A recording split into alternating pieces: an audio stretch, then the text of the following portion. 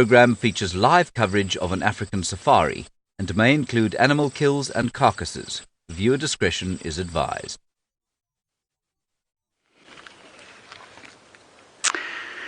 Good afternoon everybody. It's a magnificent day here in Africa. My name is James Hendry and this is Safari Live. Ready.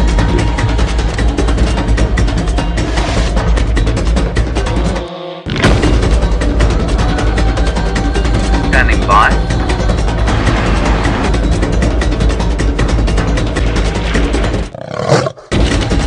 Five, 4, 3, 2, 1. You are live, you are live.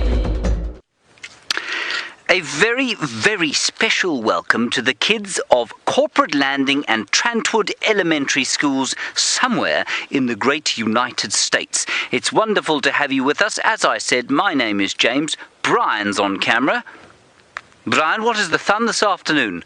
Oh, just the regular tie. The regular tie. Brian is just back from leave, as am I, and it's wonderful to have you kids with us. Please talk to us throughout the course of your little lesson here, and your teacher will sort that out for you, and she can talk to us, hashtag Safari Live, or on Skype. I don't know how she's doing it. For the rest of you who are watching, a slightly more adult nature, hashtag Safari Live, questions at WildEarthTV. It'd be lovely to hear from you. I am on foot, as you can see. I'm standing on a termite mound, for I'm not large of stature. And out in the vehicles, we've got Byron on one car. He's being filmed by Jean-Dre, and I think that VM is on the other car, filming the inimitable and irascible Brent Leo Smith. Now, our plan this afternoon is just to sort of wander gently around the bush. I've just come back from a holiday, everybody, so I'm very excited to see how things have changed. And what has changed is that we've had some rain, and so everything is just a little bit greener as we look around here, and most excitingly, a very special bird has just arrived home, and that bird is the woodland kingfisher. And if you listen very carefully to both Brent's drive and to Byron's drive and to the walk, you will hear chip, and that's what the woodland kingfisher does. So I hope that we'll be able to find you one. He's a very beautiful bird with a bright red beak, a long beak, and a bright blue back. So now I'm going to ask you all in your classrooms right now, in the count of 3, with me, go chip. Are you ready? 1, 2, 3. Chip. So we'll try and find that bird for you. Now you may also have noticed over there is Aubrey. Now Aubrey is a tracker. He's a very fine tracker, and he's going to be watching out for animals while we walk through here. He'll be finding us some small things, I'm sure, some scorpions, maybe some insects, and if there are any elephants or buffalo or that sort of thing, he'll spot them too. While we're looking for those creatures, let's head across to Brent Leo Smith and find out what he is going to be doing with you this afternoon. Well, welcome guys. So great to have you on your very own African safari in school. I wish I could have done that while I was in school. My name is Brent, and on camera with me today is Vim, and we're gonna go look for some lions. And we found some lions not far from here this morning. Well, someone else found them, told us where they were, so we trundled along, and we're going to do that. So I'm looking forward to having all your questions soon, and it is wonderful to have you. As you can see, it's nice and green. We've had a little bit of rain, and James has already told you about the woodlands kingfisher. So I don't know how he did the call, but when I do the call, it sounds something like this. Chit, chirr, chit, chirr. So we'll see if we can find you one calling, because the woodlands does a much better job than any of us. Okay, so the lions went too far from here, but it's really, really hot today. It's 99 degrees Fahrenheit. So we're keeping our air conditioner on at the moment, which means I'm driving.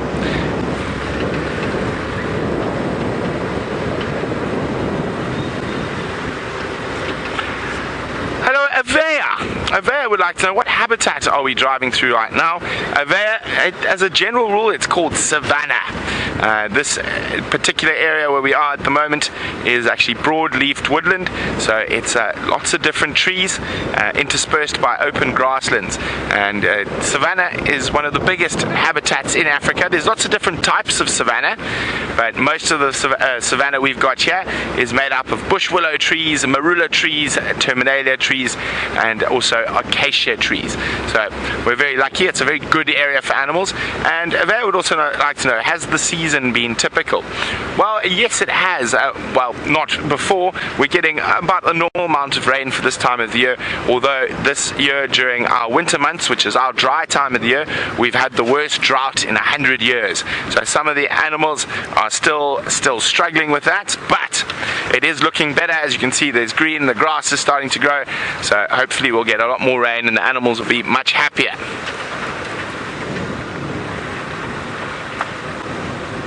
Okay. Now, there's a little water hole up here that the lions might have come to because it's so hot to have a drink. They killed a buffalo not too far from here. So at the moment, or actually our lions here, their favorite food is buffalo, because it's big and means when they kill one they can eat it for 2 or 3 days. A big buffalo can weigh about 2,000 pounds.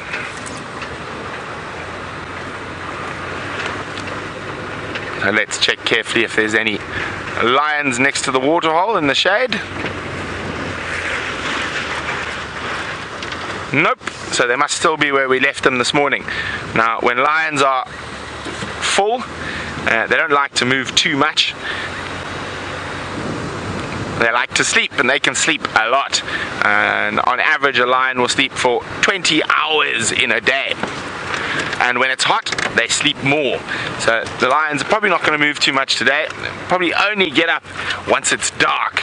Now, lions are mostly nocturnal, which means they move around at night, but all animals out here are opportunists. So if something happens that they want to move around during the day, if something walks up to them, they will. But because they're not very good at dealing with heat, they probably won't move around too much.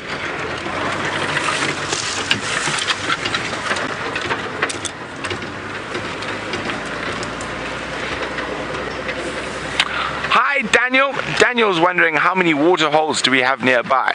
Well, Daniel, it completely depends.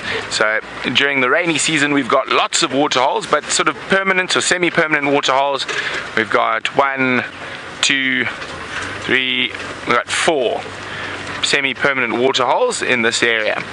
Now, I'll be very surprised if the lions have moved, but the animals out here like to surprise us, because I'm coming to where I saw the lions this morning and I can see a little steenbokkie.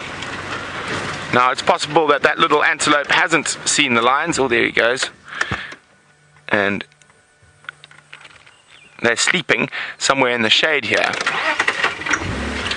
Now, let's have a look. The buffalo they killed is over there. Okay, well, I'm going to look around here to see if I can find the lions, but they look like they might have moved to surprise me. And that's the one thing about the bush. It's always full of surprises, and we're live, so you never know what's going to happen next. So while we try to find the rest of these lions, Byron has found some more. And look what we've found. Hello everyone. We've found, it looks like 2 or 3 little cubs hiding in the shade at the moment. I can't really see. It looks just like it might be 2. And what a nice surprise this is. I'm not sure where the rest of them are though. Just the 2 in the shade, but I'm sure that the females and perhaps the rest of the cubs are in the area. They must be around there somewhere. And hello, my name is Byron, and with me on camera is Jandre this afternoon, and it's lovely to have all of you with us. And I'm glad we've managed to just find these lions. I've been looking for them, and I've just found them, but it is very, very hot. So these lion cubs are doing what lions do best in the heat, and that's to try and rest and relax in the shade. Now I'm busy scanning around while we are sitting here to find the females. Michael, a very good question. You want to know how do we find the animals when they are so well camouflaged? So, Michael, what we do is we try to look for tracks, and we try to find their footprints, walking across the roads perhaps, or on paths in the bush, and that is the best way to try and find these animals that are so camouflaged. And also we try and keep a very, very good eye out. We look very, very carefully while we are driving, and if you spend a lot of time in nature and in the bush, you tend to pick up the animals a little bit easier. You know what to look for, and it might be easier to spot the animals than it usually is. But the camouflage does make it difficult, but it helps if we know where their tracks are and if we can follow them that way to try and find them.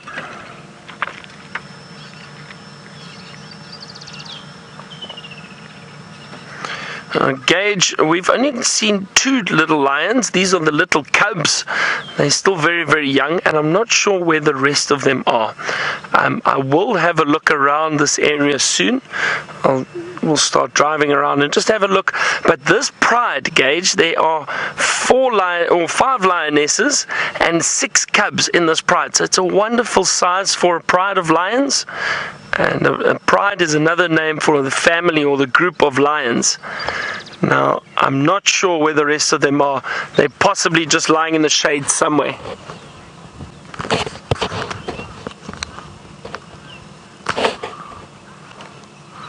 Now, Avion, you'd like to know how old these lion cubs are. So these lion cubs are about 6 months old now. I think they were born, if I'm not mistaken, around June. So June, July, August, September, October, November, almost 7 months, between 6 and 7 months old.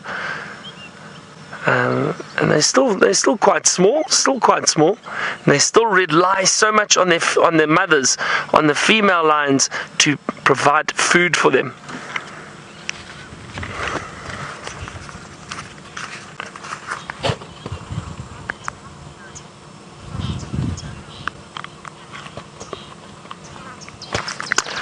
Now, Brent mentioned earlier how lions like to feed on buffalo, and Connor, you've asked how do they bring down the lion, or how do they hunt the lion? How do the lions hunt the buffalo, and do they use a strategy?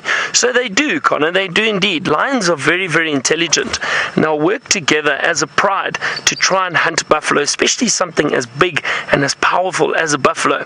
So when the buffalo is moving through an area, usually what happens is the lions will work to try and surround that buffalo and perhaps try and separate it from the rest of the herd. And then what happens is they'll try and run and pounce, and all of them will go together to try and pull that buffalo down and kill it and feed on it. It's not easy because a buffalo is very, very powerful, but it does take quite a bit of effort from all of them. I'm just looking at some birds flying above us. Let's have a look here. We see them, 2 very beautiful. Look at that. Oh, wonderful. 2 lilac-breasted rollers.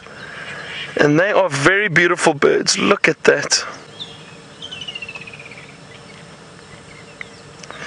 Now, I'm not sure why they were making so much noise. It looks like they're just displaying.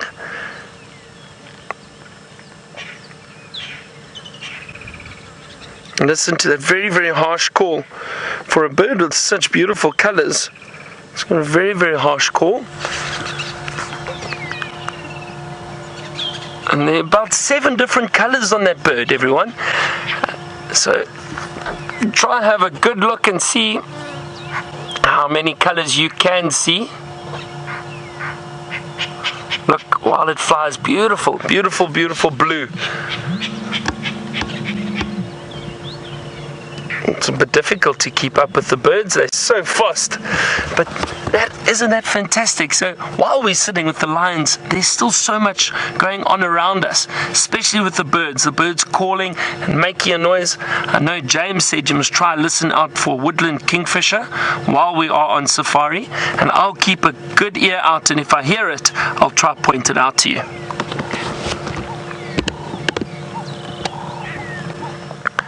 These little cubs seem very comfortable in the shade.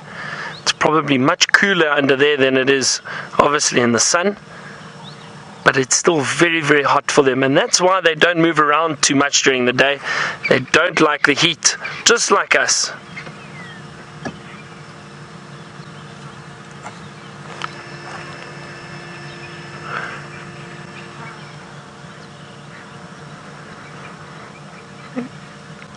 Nicholas, it's funny you ask, how do they stand the heat with all that fur? And you know, all these animals adapt very well to the type of surroundings and the weather or the climate that they happen to experience in these areas. So what happens is there are ways for lions to keep cool. They'll try and pant a lot, and that helps cool the body down. They'll lie in the shade. They won't stay out in the open. So that all of that helps them stay cool, especially with their coats. But animals adapt to different climate times, or climate situations.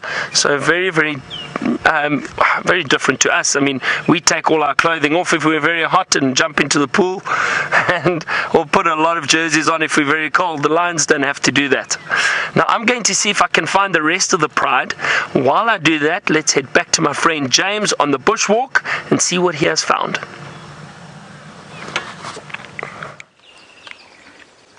I have found a little piece of grass. Now, I know to some people, compared with lions, grass isn't very important. But of course, it's massively important. Without grass, none of the animals that the lions eat would be able to survive. Now, this particular grass is very beautiful, but it's actually not very good to eat. And that's probably why it survived. You see, it tastes like bad sort of straw.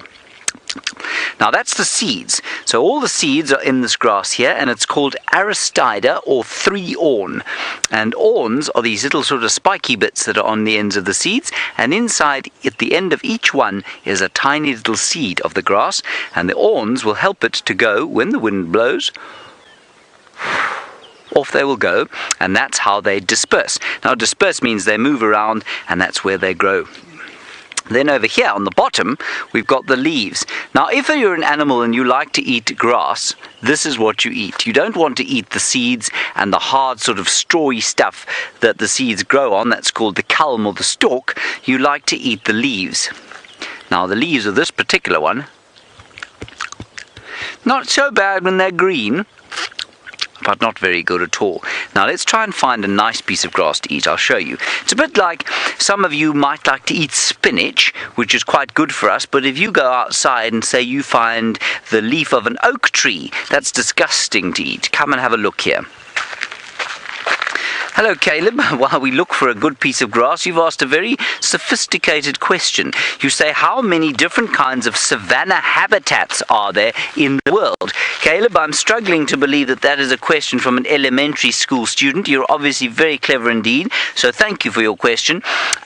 Well, savanna habitats, it's difficult to say how many there are. It's probably a little easier to say where they are. So what you do is you'll find them all over, for example, East Africa, and you'll find them over southern Africa here. Then I suppose you might find savanna habitats in places like Patagonia in South America, or up sort of towards the fringes of the Amazon. And then I guess you might find savanna habitats in parts of northern Europe and that sort of thing, and down into India, absolutely plenty of savanna habitats, even in the far east of Russia. So lots of different places, difficult to say where exactly. But strictly speaking, of course, savanna, for those of you who don't know, is an area like this where you'd have lots of grassland interspersed with trees. This is actually more woodland than it is savanna. There's more trees than there would be in a savanna area. Savanna, you've all seen The Lion King, right? If you go and look at The Lion King, well, that's the kind of habitat that we'd call savanna, with wide open spaces with just the odd tree popped up in between. Now, here's a much better grass. Can you see it's thicker? It's a deeper green, and this is like the spinach for a buffalo. Tastes much better than that nasty 3-awn. Right, come on, let's keep walking. It's quite hot here, as I said, and it's still very nice, however, to be out here. Now, Anaya, you're wondering about drought and whether it's over and if flooding is a problem. The drought is definitely over. If we look around here with Brian, you can see that it's green on the ground, and that's because there's grass. Grass only goes green after it's had rain, and that means, of course, the drought is over.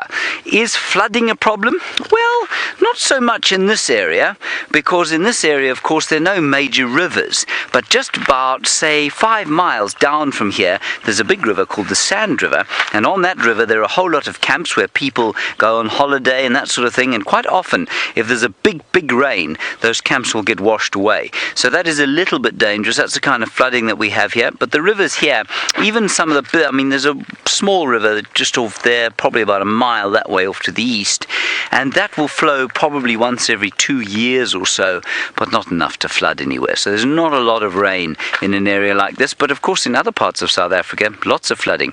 Up on the Highveld, which means the highlands, near Johannesburg, sometimes they have flooding.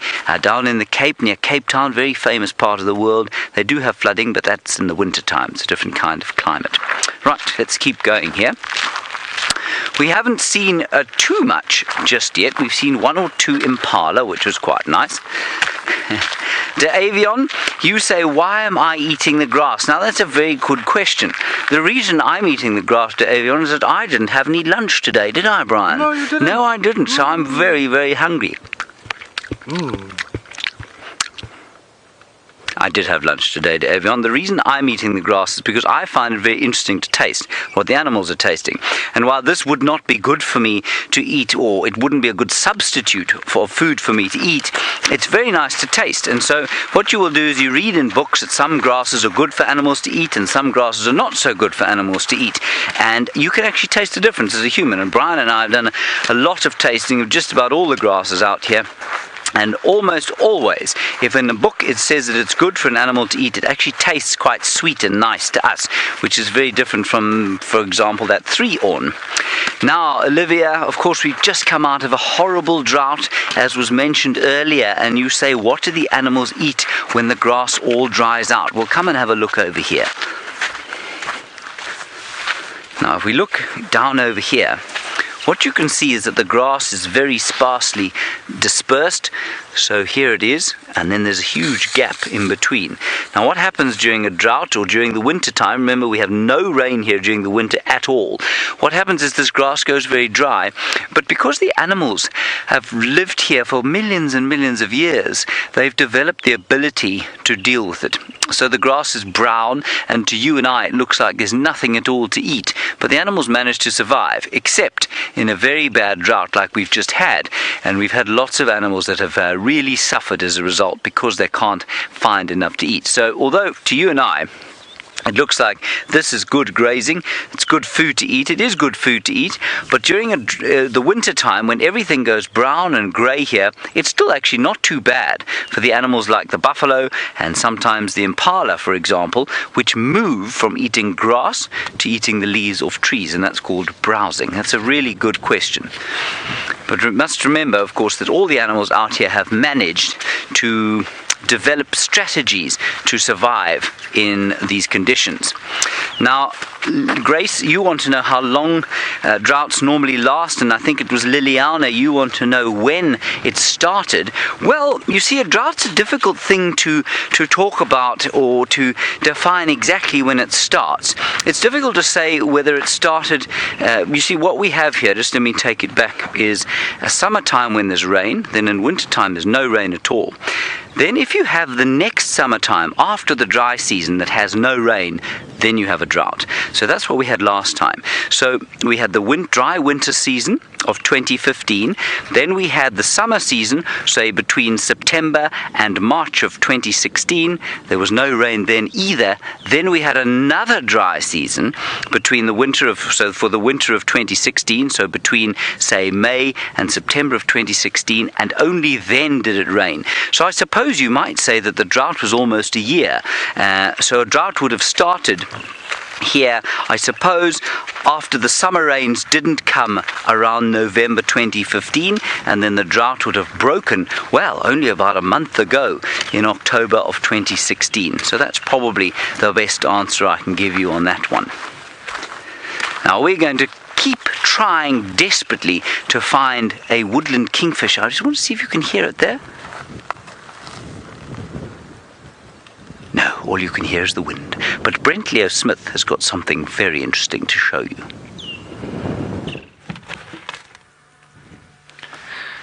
Well, fortunately, our search seems to be going a little bit better.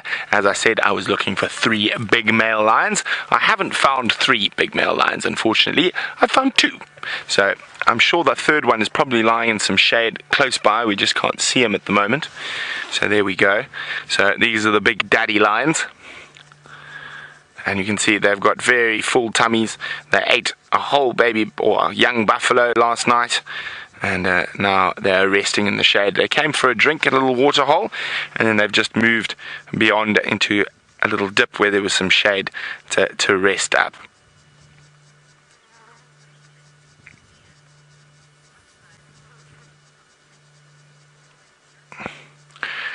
Hello, Sonia. Sonia would like to know, are the lions protected from hunters?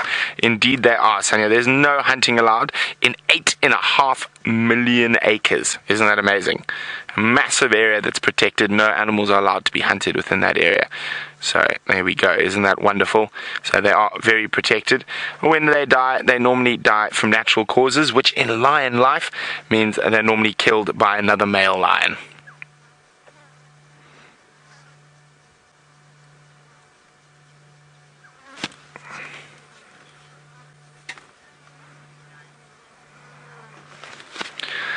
Hi, Olivia. Olivia would like to know, why do lions hunt at night? Well, there's a couple of reasons, Olivia. Well, number one is it's cooler, and they're able to move around better when it's cooler.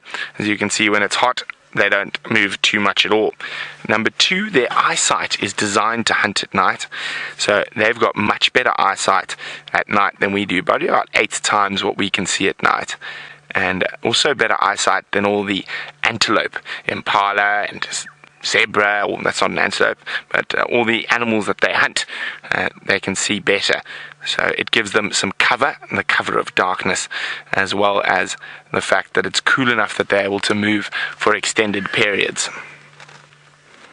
Now, a big male lion's paw is about the size of a side plate, and they're incredibly strong animals.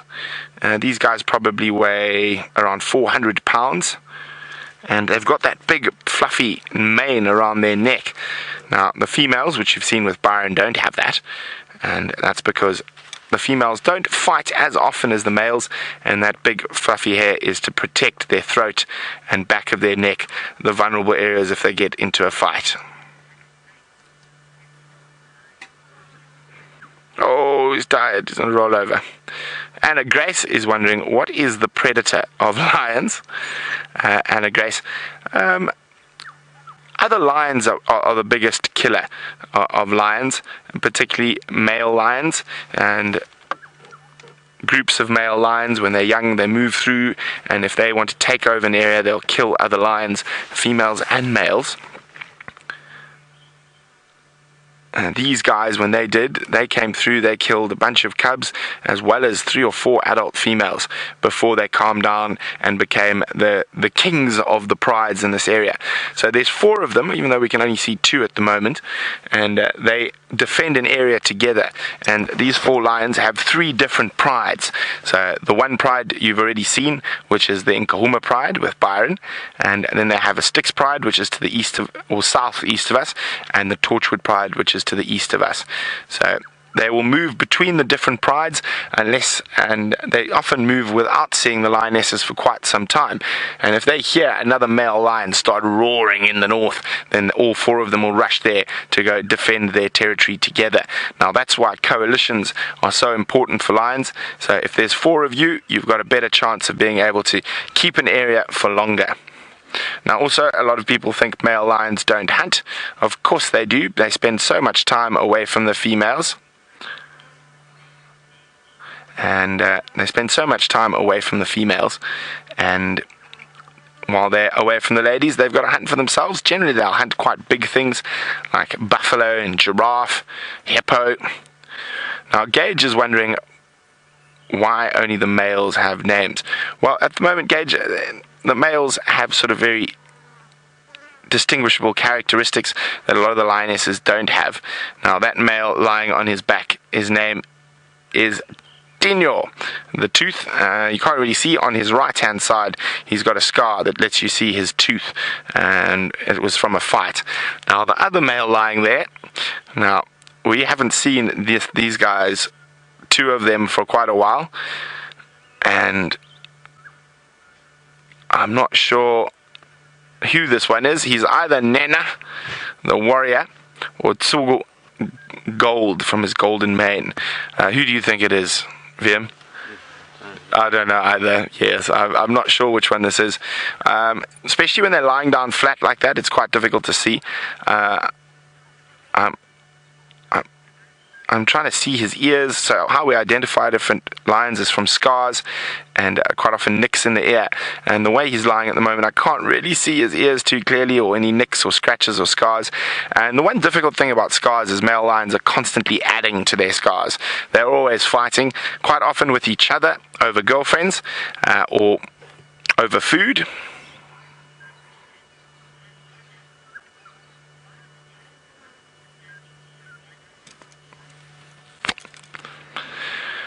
So, as I was just saying, Liliana, that the males often spend quite a bit of time away from the family because they've got to protect the family from other lions, and they've got more than one family. These lions have 3 families they have to protect, so they move between the different families. So sometimes they're with the families, sometimes they're not.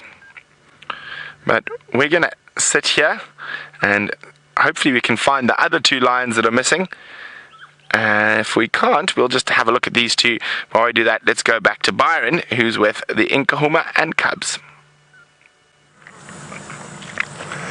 And we've managed to find the rest of the lions, everyone. And the females, all 4 females, and the rest of the cubs. Some of them have just moved now, but we've got 2 beautiful females here with the 1 cub. It looks like this cub's trying to suckle a little bit, trying to get some milk from the mother. It's still very, very hot, so they're staying in the shade. But the other lioness and some of the cubs moved to that area where we first saw the 2 little cubs. So we're just going to sit here a little bit and see, maybe these lions get up and move too.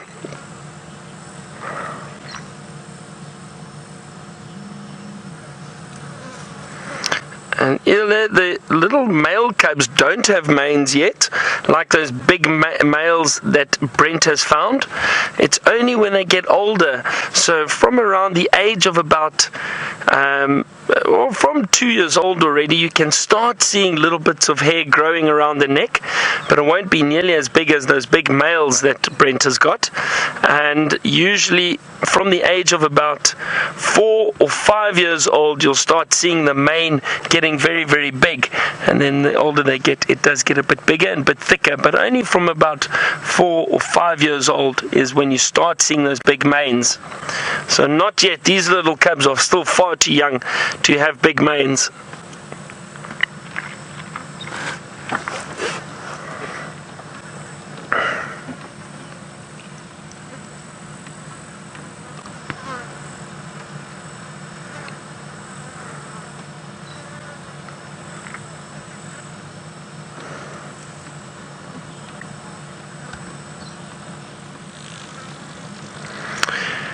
Chris, it's very difficult to say how many lions are in a pride, usually, because pride sizes can vary and be very, very different. Now, this pride, as we said, there are 4 lionesses and 6 cubs, and look, here come the other cubs now. They're coming back to these females. Ah, look at that, rubbing up against them. Wonderful. So Chris, some prides I've seen 3 lions together, some prides I've seen 15 or 20 lions together. That's a very, very big pride. So it varies, all depends on the area that they are in, how successful they are, how much food is around, all of that. So there's no exact answer as to how many lions are usually in a pride.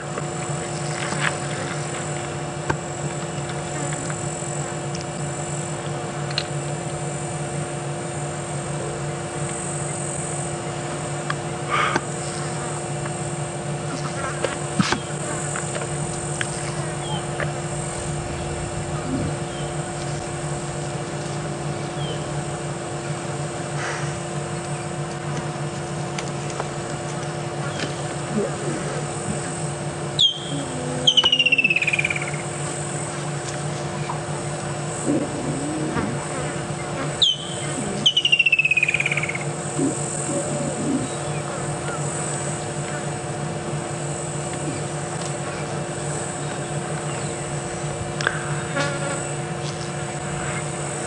I can hear that. Oh, it's just stopped now. That woodland kingfisher that James said we must listen out for. We'll see if we can hear it again. Maybe it calls. I can't see it. They're very secretive little birds.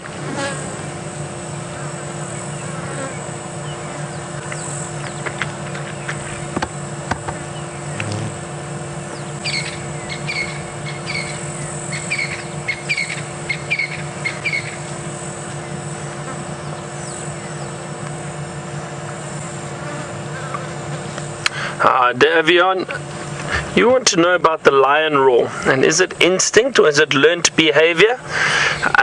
It most certainly is instinct. I think lion roars are instinct. They do learn it obviously from adults when they and I've seen it before with a whole pride, males, females and little cubs trying to roar before. I've seen that once before.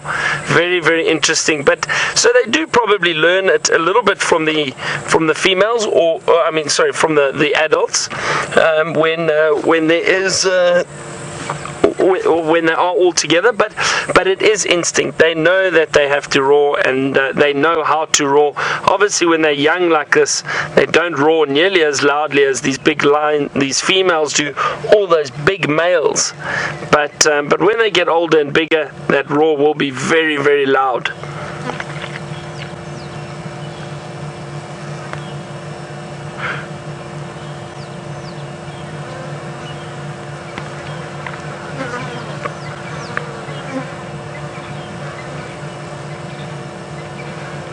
So Owen, you want to know why do we call a group of lions a pride and not a pack? So Owen, a pack, or the word pack, is usually referred to animals like dogs. So a group of dogs, or any canine species, and that's the family that dogs belong to. They are known as pack animals. So in this area we have African wild dogs, and they are referred to as a pack. Also, if you perhaps have maybe jackal, it's often a pack of jackals if there are a few of them around. But the cats, because they are big cats, part of the feline family, and I'm not exactly sure where the name pride comes from, but that is the term given to lions specifically, not other cats. So it's only lions, big groups of lions, because they are social animals, and you always find them in big family groups.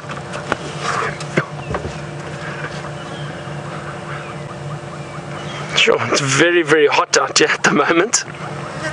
The lions are clever, they're in the shade, but they've left no shade for us.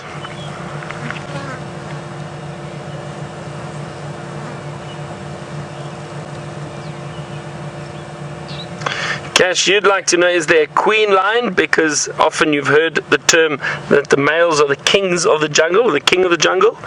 Now, I wonder about that, and maybe you can all think about this. So technically there isn't a term for the queen lion. We don't use that term, but the lions, the male lions, have been known as the king of the jungle for a long time, before we were even around. But I wonder, and I'll tell you why. So think about this. We've seen, and I've seen many times, where lions are lying around and or perhaps on the move, and they bump into elephants, and elephants are very, very big and powerful, and I've seen elephants chase lions away. So I wonder who is actually the king of the jungle, if it might actually be the elephant.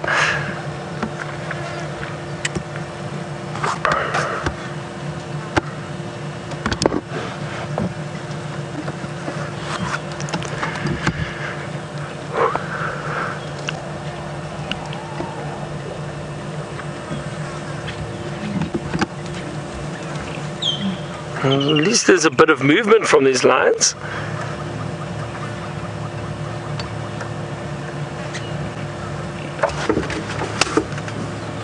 Leah and Cora, you want to know if the lions migrate to follow their prey.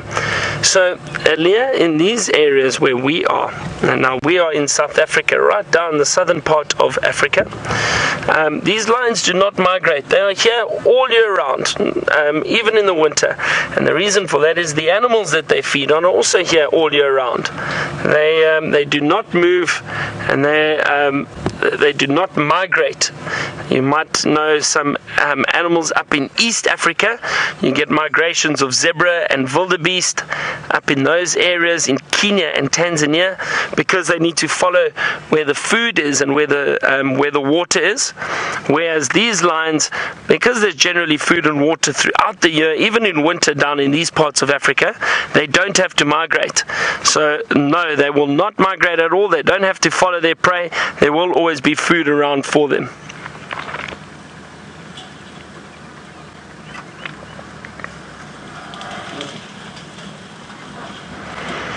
Alexis, you want to know if female lions are calmer than the male lions.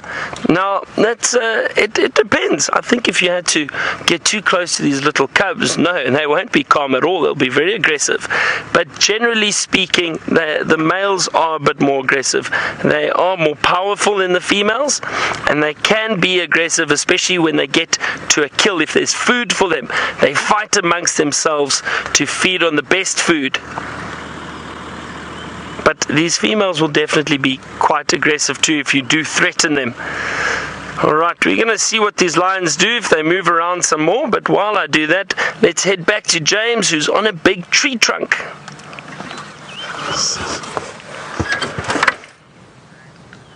I'm on a big tree and I'm standing like Rafiki. But it isn't very comfortable, unless you're a baboon like he was. Now, we've come into this area because we heard some kudu alarm calling. Now, kudu is a very large antelope, and it goes bah, bah, when it sees something dangerous like a predator. Now, we think the predator is somewhere up here. And so I've stepped onto this tree to look and see if we can't spot something. Now, you might be asking yourself, is it not dangerous to be out here? Well, it's a little bit dangerous, but it's the same as if you had to go to a very big city and you didn't understand how cars worked, for example. Then it would be dangerous if you tried to cross a road. But here, because we've been trained, and because we're with a man like Aubrey, who has been here for so many years, it's not that dangerous. So what we do is we walk very carefully and we carry on and we see if we can't find some tracks, which would be the footprints of whatever predator it is that the kudu alarm called at. And the other thing we do, you see this here, we just check which way the wind is blowing. See that? So the wind is blowing very well for us. It's blowing across us like that, so if there's a predator there, it won't smell us coming.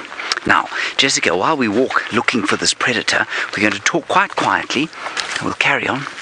Oh, Aubrey's actually spotted the kudu.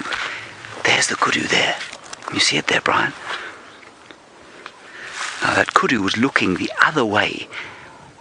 So we don't know exactly what it was looking at. Could have been a leopard, could have been another lion, but because lions are territorial, in other words, they tend to spend time in the same area, it's much more likely that it's a leopard that's gone walking past this kudu on the hunt.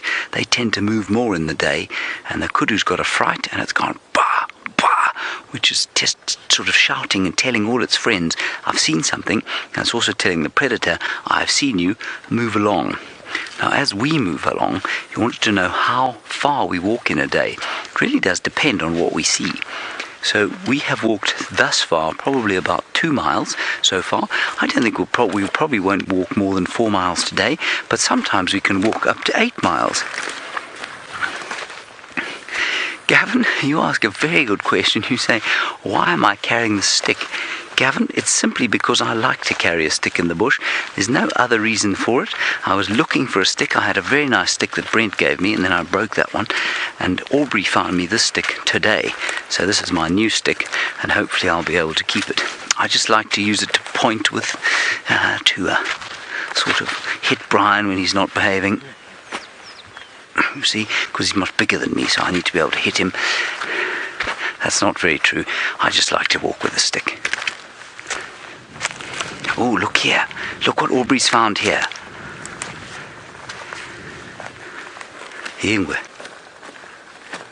Just asking Aubrey what he thinks has happened here. Sheen. Yeah.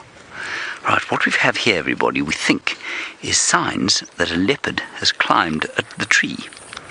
So what it does is it sticks its claws in like that and then climbs up, just like your house cats will be able to do. And they climb up, but because this is a marula tree, you can see the bark comes off. It flicks off. And so with the big claws of the leopard go in like that, and maybe in like that, and up it goes. And there's definitely no leopard in the top of the trees there, Brian. No leopard in the top of this tree. So we think maybe that this is quite old damage. We don't think this is very new, but that's probably what pulled the bark off the tree. Isn't that very cool? A leopard, of course, is this prince of cats, if you like. We're talking about the king of the jungle. I agree with Byron that the real king of the elephants, or the real royalty is the elephants, but the real prince is the leopard. And that's what we're hoping to find right now. Now, Hayley, while we walk along here, you want to know if there's anything we can do about the drought to save water. Well, you know, interestingly, Caled, not Hayley. I'm not sure where I got Hayley from. Caled. It's an interesting one because you know what? Out here, Caleb. Yes, that's what I said, I think. Caleb. The big thing about saving water, interestingly, is that it's normally people who live in cities who are able to do much more about a drought than we can out here, for example. So here, we take a bit of water out of the ground, but remember, we don't wash cars, we don't have baths, we've got showers, of course, we don't have swimming pools, we don't have, say, 2 or 3 bathrooms per house. So it's people in cities who use much more water than people who live in areas like this. And so it's actually people in cities who have to take much more responsibility for the water that they use than we do out here. Yes, we have to be very careful. We make sure that we don't waste water, that our taps don't run, that our toilets don't run and that sort of thing, and that we don't waste water with things like too much washing and that sort of stuff. But it's when you go to the cities, when you've got to clean the house, you've got 2 or 3 flush toilets, you've got 2 or 3 sinks that clean things, you've got a washing machine, you've got a hose pipe in the garden that's watering the garden, you've got a swimming pool, like I said. That sort of thing really does waste a lot of water, and so that's where you've got to be really very careful about how much water you use. Very, very good question, Caleb. Now, we haven't found any more tracks of this leopard, but we might be lucky. So we'll just keep walking and see what else we can find as we go. VJ, you're going to answer this question for yourself. You say, why do the kudu shout when they see a predator? Well, VJ, what do you do? Tell me something. If you're on the playground, right, and a bigger kid comes up to you and you feel scared by that bigger kid, what do you do? If you want to know that you want him to go away, what do? You shout at him, of course. And then also by shouting, what you do is you attract the attention of your friends. And so your friends will look too, and they'll come and maybe they'll stand next to you, and the big kid who wants to be nasty to you will go away. It's a little bit the same. That's exactly what a kudu does. When it feels afraid, it shouts to say, hey, I see you, go away, go away, go away, leave me alone, go away. And that's what it's doing.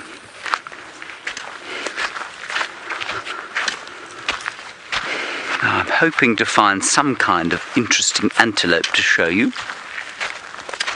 Oh, Anaya, you say, are the animals running free? Anaya, we are sitting in 8.5 million acres of wildlife land, okay? That's 3 times the size, if I'm not mistaken, of Yellowstone National Park. It's our massive area. It's not a plantation. There's no fence here.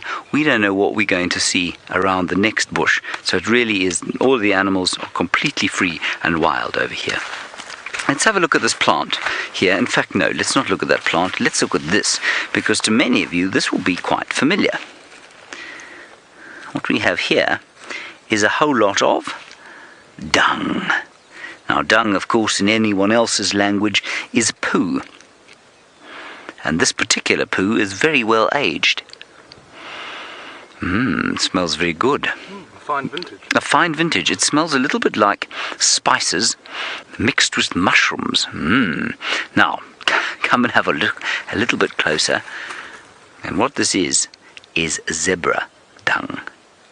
So a zebra has come along here, and many of you who have ridden horses or seen horses on farms will know that that's exactly what a horse's dung looks like when it gets a bit old, and that's what that is. See? And it smells actually very nice because it's just grass. Beautiful. Now, to Corporate Landing and Trantwood Elementary. It's been wonderful having you with us. We're going to continue hopefully looking for this leopard, and in the meantime we hope that you have a wonderful day, the rest of your day at school. Enjoy your school days, and we'll hopefully see you on safari again very soon.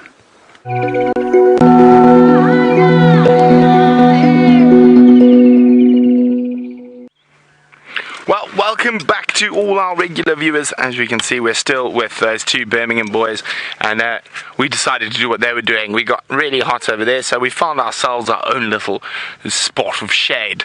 Now, as you can see, there are Nkuhuma and Amber Eyes are around here somewhere, but it is a very thick area behind where we are, so quite difficult to see where they are. I don't think there's going to be much action here for the next while. So I think we're going to leave at the Birmingham Boys. Now, can anyone tell me who the Birmingham Boy on the right is? I do not know whether it's Nena or Mtsugu. I look at his ears, I can't see any distinguishing marks, and I haven't seen these lions in so long.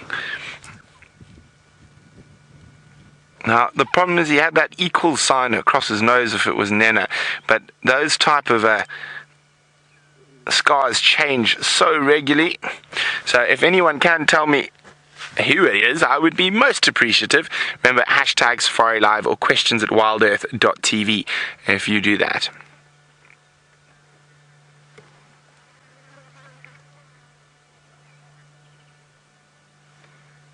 Okay, so as I said, not much happening here. They're going to be fast asleep for the next little while. Maybe we'll come back here later. I still think Queen Karula's around somewhere, so definitely worth having a look. So while we leave these sleeping lions, I'm sure hopefully Byron's lions are a little bit more active. Now, these lions are not quite sleeping, everyone. They are just cleaning and grooming themselves. The cubs have been quite active, moving backwards and forwards between the different females and around in the shade. But they are still fairly settled. I think because it is still so hot. I think all that's happened is they've split up a little bit. Some are lying about 30 or 40 meters behind us, and then a few of them are lying right here next to us.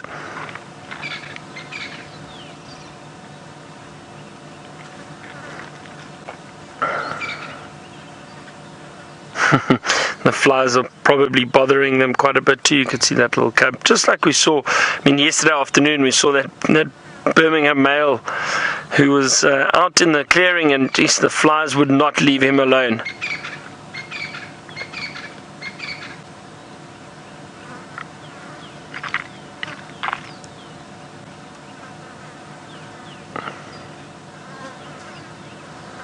Cleaning their paws. I wonder why they would be doing that now, because I mean, I don't know when last they had a kill, but lions generally groom themselves quite regularly.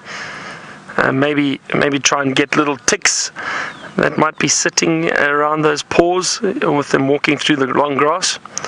That's potentially what they're trying to do. You can see this lioness is actually trying to bite, use her teeth to clean, so there might be something in there, fleas or ticks, that she's trying to get out.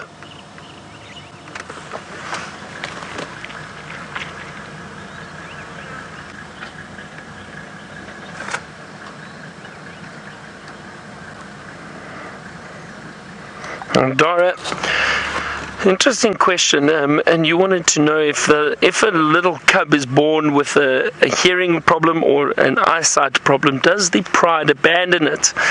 So usually, see, I don't really know, and I'll tell you why, is because all the cubs that I've seen. So, okay, let's start from the beginning. Actually, hang on, this one lioness is up. Let's just have a look. I'll get back to your question now, Dara. Let's just see what these lions do. I might just change position and lie in the shade there again.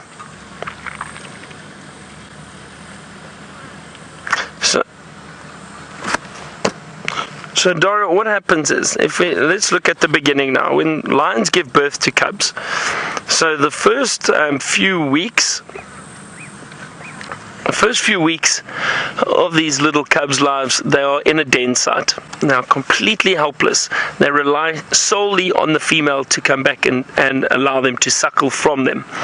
So what happens is, now I'm trying to think now, it's about a month and a half to 2 months before those cubs are brought out of the den site. She may move the den site slightly, but she will carry those cubs to a new den site, but not far from the original den site. But what happens then is, when she does decide to now move the cubs, usually the weaker ones, the ones that probably can't see or probably can't hear, when she arrives back and she contact calls for them to come out and suckle them, if those cubs are not able to get food or get milk and suckle from the female, they won't survive anyway. So it's a case of them not surviving rather than a case of them being abandoned. And again, I say I think, because a lot of the time we don't see that. When they're young and they're in the den, you very seldom see these little cubs unless they get brought out into an open, or perhaps onto the rocky outcrop where they might be hiding, or in a thicket, out of the thicket where they might be in a den around there. So I think it's more of a case of them just not getting enough food, rather than a case of them being in danger, abandoned. And I think that is usually what happens, and the strongest cubs will survive, the weak ones will not. And that again is survival of the fittest out here, and that's how nature maintains a balance, with the healthy animals surviving and the weaker or animals that won't survive potentially are going to die.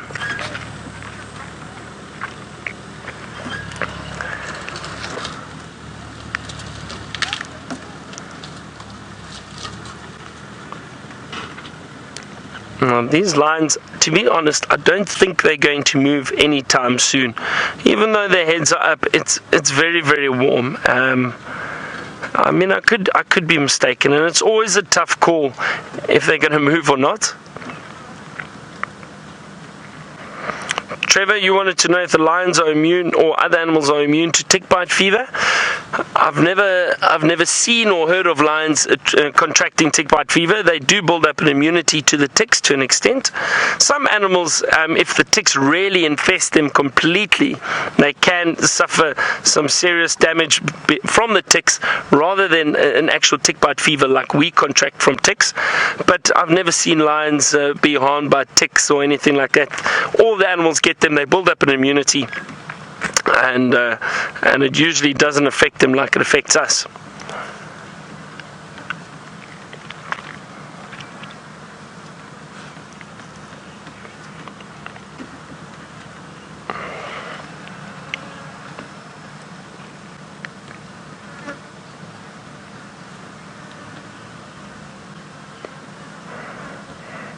So I think what we're going to do is we're going to leave these lions. Like I said, I don't think they're going to move anytime soon. It's still very, very warm. They're enjoying the shade. There's a bit of a cool breeze here. So I'm going to move out. We can potentially try and come back later, or maybe also try for those males a bit later, depending where Brent is. But while we do that, let's head back to James. It's great to have James back, and see what little creature he has got for us. This is not easy, everybody. There's a butterfly here, a gorgeous butterfly called the yellow pansy. Have you got it, Brian? I do. Isn't he wonderful? Or she? Now, I'm going to teach you a word in Xitsonga or Shangaan, and it's one of my favorite Shangaan words, and that is the word paparati, which means butterfly or moth. Paparati. This is a very irritating form of paparati. Here it is, Brian. This is just behind us here on the road, next to that giant pile of dung. Brian is doing an exceptional job, just back from leave. Can you see it there? There we are. And of course, the reason that it's totally invisible when it folds its wings is a very clever sort of anti-predation strategy. So it opens its wings. I'm not sure. I mean, I assume it's coloured like that in order to attract a mate, but that's actually rubbish. I'm not sure why it should be coloured like that, of course, because its mate is exactly the same colour. But it does fold its wings completely. Here we go. And when it does that, of course, it becomes invisible. Now, it's amazing. You know, you come out here. I've been wandering about these lands for the last 15 years or so. That sounds very romantic, doesn't it? Wandering these lands for the last 15 years. But I've never asked myself the following question. Why should it be that butterflies are colourful? And in much the same way as I've yet to hear a valid argument for why it is that both sexes of the lilac-breasted roller are colourful, I'm not sure that I know why butterflies are colourful. It cannot be to attract mates, because they're both the same colour as each other. So I really don't know. Any ideas, Judy H? Well, I've been away for a while, which means that your need to school me has been sort of reduced. Perhaps you could help out. Why is it? Anybody? #Safari Live, question to WildEarthTV, terms and conditions of bio, batteries not included. Tell us why you think butterflies perhaps are both male and female, the same colour, and why they're so bright.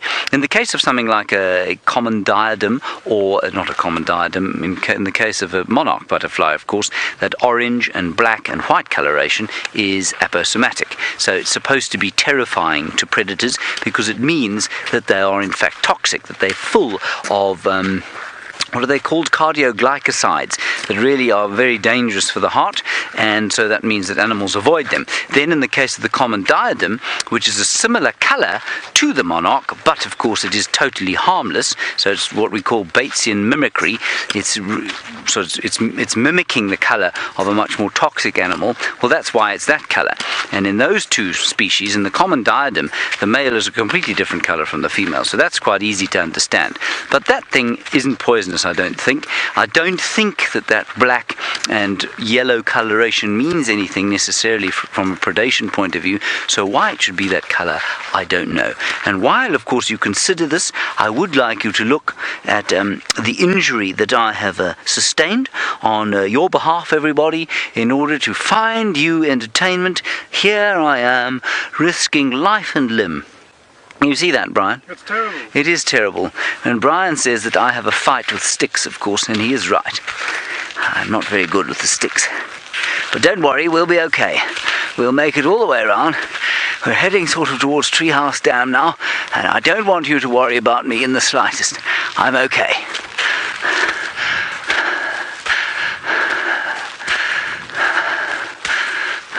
Okay, that's enough of that. Right. Okay. We gave up on trying to find those leopard tracks. We've sent Brent kind of around that area, and while he heads into that direction, let's find out if he's managed to find anything that was perhaps causing those kudus to shout. Hello, well, we've left those sleepy male lions and we've taken James's advice. He's told us to check this area for a possible leopard, so that's what we're going to do. And hopefully it is a Queen Karula, and hopefully she's got both cubs, but I'll accept any leopard for now.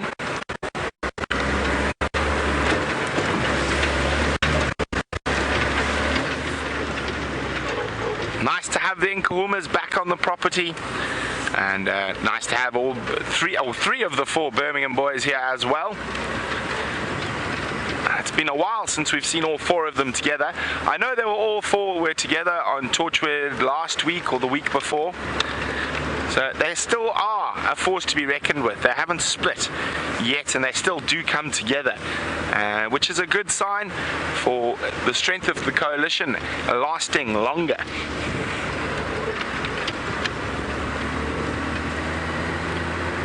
Oh, Franklin's. So this is the area James thinks we should check.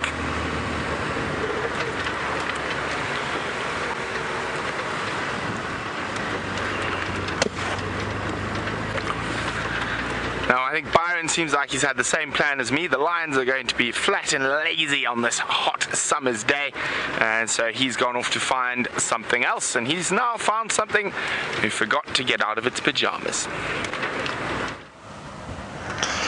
And look what we've managed to find already, a beautiful zebra. There was another one around here. But I'm not sure where it's moved off to. There's some impala.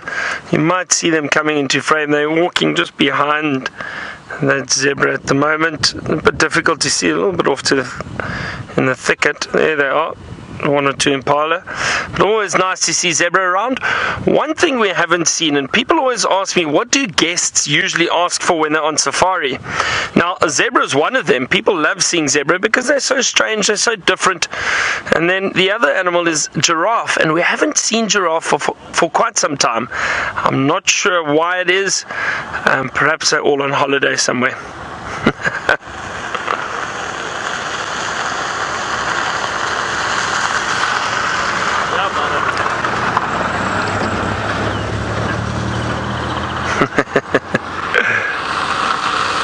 We're not far from the gate. A few vehicles driving past us, but these animals don't seem to be too phased. Still feeding very happily over there. It's always nice to see zebra.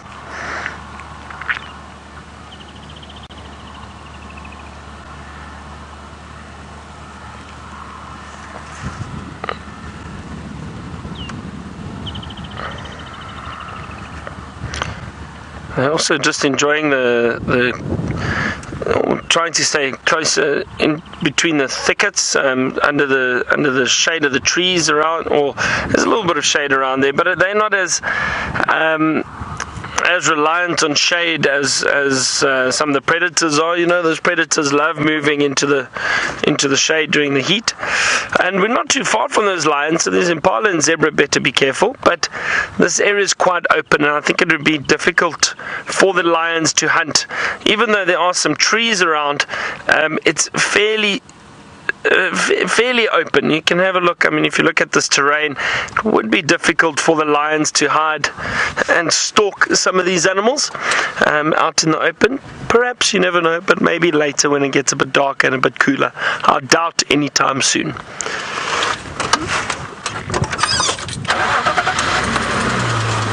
I think what I'm going to do is I'm going to head towards Sydney's dam. I'm going to go and have a look around there purely because it's hot, and I'd like to see if it filled up at all from that rain that we had last night. And then maybe we're lucky and we get some animals that are drinking around there or just moving through that area.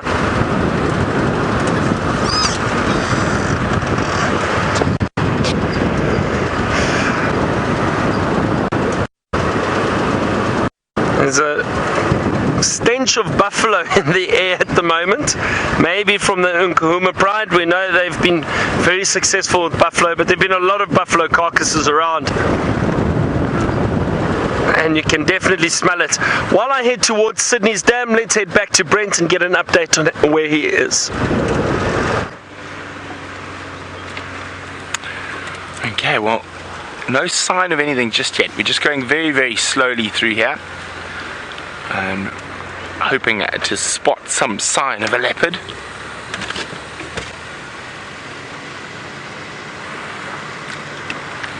Some cloud cover coming in, bringing the temperature down a little bit.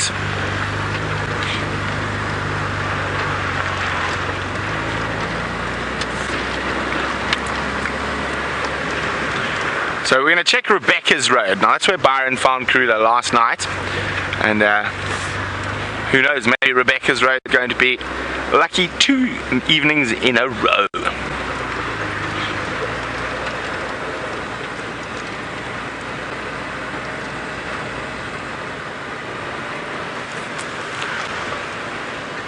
Now, this is a great area for it to hunt. So you've got impala herds, and you've got nice thickets on the edge. So we can't see any impala, but there are a lot here, but they've got these lovely thickets that she can utilize while she's hunting. But we're going to keep checking very, very carefully, but it sounds like Commander Bond is on fire and found something very interesting. I don't think I'm on fire. Are we on fire, Brian? No. It is quite hot though, isn't it? Now, on account of the heat, we've decided to show you something that Aubrey has just shown us. That is, of course, the baboon's tail, which many of you will know backwards by now. But what I didn't know is that actually we've spoken a lot about how the capillary action of this plant, so you can see that it's got very sort of thin tubes it's made of, and that sucks water out of the soil. But on a hot day like this, if we go to here, Brian, look over here where my hand is, if you pull that out, especially after there's been rain, that is edible. And it's quite moist. So if you're thirsty and hungry after a long day in the bush, you can have a little bit of baboon's tail, and we'll give Brian some because he's of course doing most of the work out here. And just in case you're wondering, of course Aubrey is on security detail. There you go, Brian. And of course he's also, as Herbert does, he's also on teaching detail for those of us who didn't grow up in this area. And it's a great joy to have him with us for the first time. Aubrey, of course, is a guide at Djuma,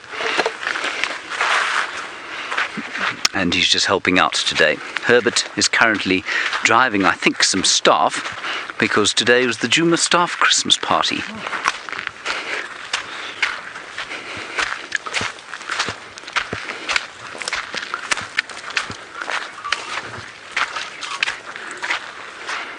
Kat, interesting one from you about why butterflies should be coloured. You say maybe it's so that they can fool predators into believing that they're birds. Kat, I don't think that's the reason, because I think size would make a greater difference. And that's an interesting one because, of course, we know that moths often have what look like owl's eyes on their backs. And I think maybe they have those sort of owl's eyes in order to try and con predators into believing that they're something bigger than they really are. So that's possible. But I don't think so for a butterfly like that somehow. Now, here is a burrow. And I can only think that this was dug by Brian. Say it with me. An aardvark. And an aardvark, of course, an ant bear. A long-nosed, long-tongued, long-clawed anteater, roughly the size of about 4.5 feet long, and really very, very powerfully built indeed. This one, of course, is not here anymore, and it's often thought that aardvark, wonderful word to say, like to eat only termites, but actually they eat a lot of ants, and I suspect that this here was an ant nest rather than a termite nest, because there doesn't seem to be any obvious termite activity here. But you can see that he's dug in here. He probably spent the night here. The aardvark of this area may well come around here and spend some more time here, sort of used as a temporary burrow, but at the moment is completely unoccupied, and we know that because there are no flies. Often you find a very specific kind of sort of browny, tawny fly that lives above the burrow if there's an aardvark inside. And of course, over here, if I leave a fresh footprint, you can see that's what a fresh footprint looks like over here, and there are none of those here other than mine and Brian's. Very nice. On we go. Now, we have failed to find, it's quite interesting, of course, now many of you will know that I've been away for a while, and we found something else to eat here. Hang on, I'll carry on with that thought. This is mbezana, and it's a ripe one, the first ripe one of the season that I found. Well, I haven't found it, Aubrey found it. Thank you, Aubrey. Now, do you want to share it?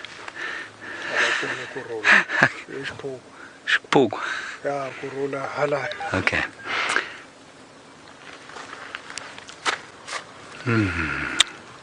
That's really not bad. Well, that's actually quite nice. I've had these things before when they've been unripe, and they are truly disgusting. Now, this, of course, we've described as being your Sunday lunch of roast chicken and apple crumble and custard mixed together as one. And so it is. Vakumile, Karula. They have found Karula. I'm sure that's what that kudu was alarm calling at earlier. So Brent is there with the great queen. Let's go and find out how she is. Well, there we go. Well, we did, James and Aubrey did hear that alarm call in this area, and we were just behind Ephraim when he found Queen Karula atop a termite mound on Rebecca's Road. So that's 2 days in a row we've managed to find Karula in this area. Now, can't see how hungry she is or whether she's going to get moving again shortly, but the likelihood is that if we find her sitting out in the open like this, is that she hasn't made a kill. So it's possible. I know she was quite hungry yesterday. I'm sort of surprised she didn't manage to make a kill in the dark, stormy weather of last night. VM says she looks full. Did you were with Byron last night, eh? You saw her? No, I can't remember who was. No, you were with me yesterday. It was Kat, so we're not sure. I didn't see her yesterday, but we'll see when she gets up. Maybe she's snacked on a baby impala, but not enough to call the cubs in. It doesn't seem like there's any carcass around here, and from where the kudu were alarm calling earlier, she's obviously been on the move. Now, it's quite interesting. As the cubs have become older, we have started seeing her more and more on Djuma again, whereas when they were younger, she spent a lot of time to the south of our boundary.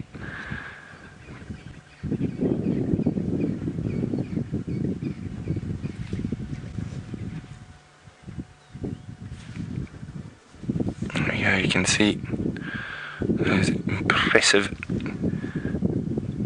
markings on the Queen of Djuma.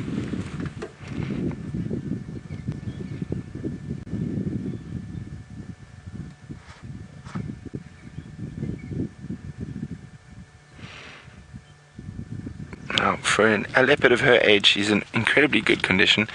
And if you look at her ears, just a little bit of tattering starting from all the different bites from those evil stable flies. Oh, she's got a big tick in her ear today. That looks nearly full, so it'll probably drop off soon. But you see those tiny little flies that cause her ears to flick are called stable flies. So the same species or family of flies that attacks domestic dogs and horses. They look very similar to the common housefly, apart from the fact they're evil little bloodsuckers. They occasionally feed on us as well while we're out, chap.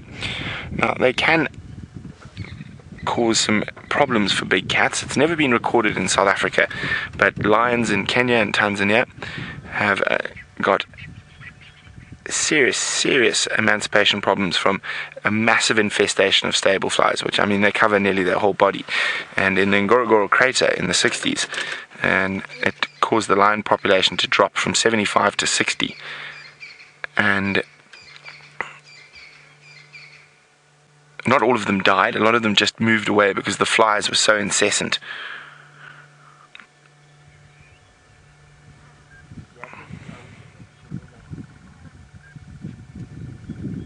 There she is.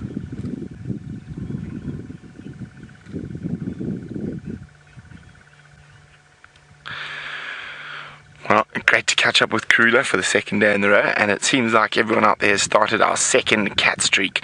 We're on day 2. Can we get to that magical 90 days? We nearly got there this time, but 3 months of cats every day. I think the summer months are going to prove to be slightly more difficult to produce that. But you know what? We're up for a challenge.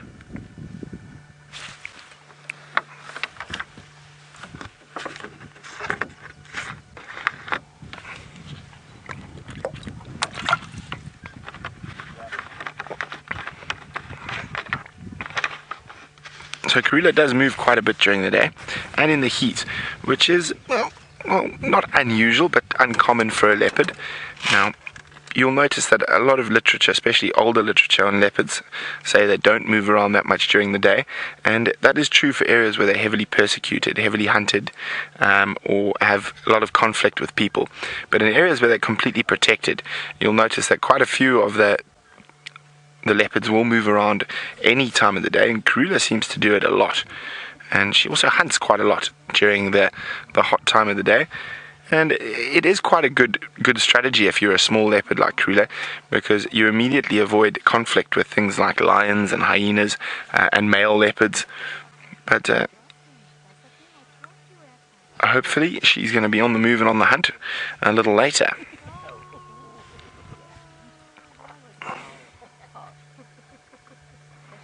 Now, There's a lot of impala around here, a lot of baby impala as well.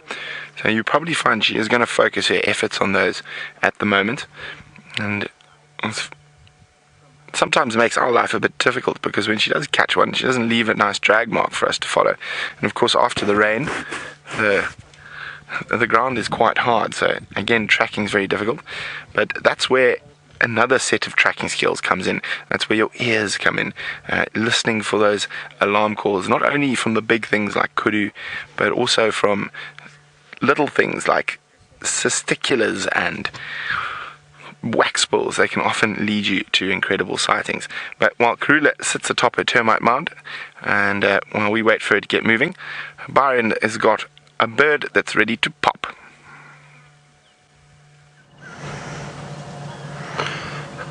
And that is a fantastic find by Brent. I'm so glad he got to find Karula. He was looking yesterday, and it's so great to see her up on a termite mound. Now we have found a very interesting little bird, a black-bellied bustard. But it's not often we get so close to one. It's very close to the vehicle, and we've got such a nice view of it. I'm going to see if I can try get it to call for us. Maybe if I try my black-bellied bustard call, it replies. I'm not sure. How's that, everyone? It sounds just like a black-bellied bustard, don't you think? I wonder if the bird thinks so.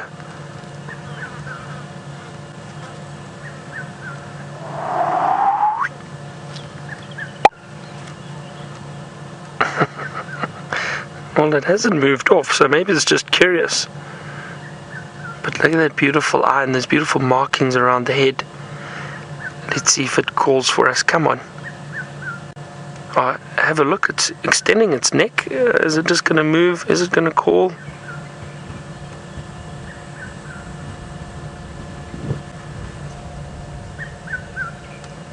It's just moving very, very slowly, but let's stay with it. And let's see, come on, go past that branch, there we go. Watch.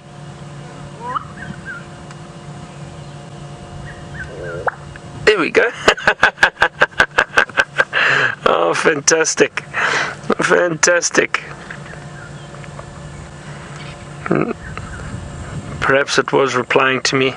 This is obviously his territory, and I shouldn't hang around. Maybe not. Maybe not. I don't think my call was that good. Wonderful to see it. And to be so close to it. Usually they do move off fairly quickly. This one seems nice and relaxed for us.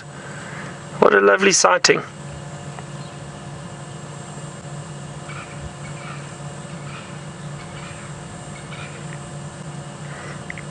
So earlier I said I was going to go past Sydney's dam and just have a look, and there was actually very little water in there.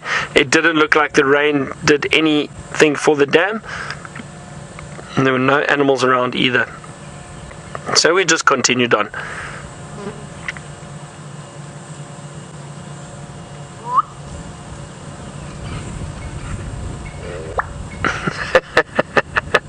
It's such a fascinating call. Wonderful little display with its neck. And that is purely a territorial call. And perhaps trying to attract the female.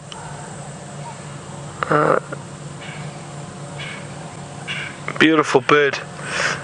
And speaking of beautiful birds, one has just landed off to our left. I don't know, Jean-Andre, if you'd like to try and see it while the black-bellied bustard moves off. It's a beautiful view of the lilac-breasted roller. It's just off to our left, sitting on a branch just below here at the bottom. There we go. Let's see if it stays there for us. Stay. There we go. Now, I know a lot of our viewers do enjoy the lilac-breasted roller, and that's a beautiful view of one. And as I say that, it turns its back.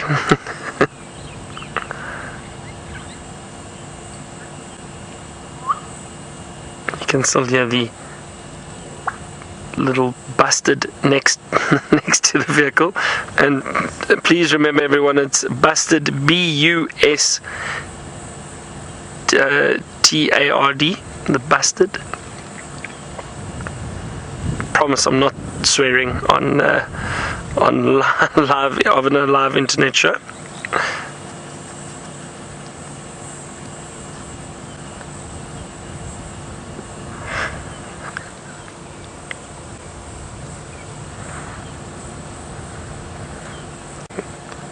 It's a lovely view. You can count the colours on the lilac-breasted. Oh, there.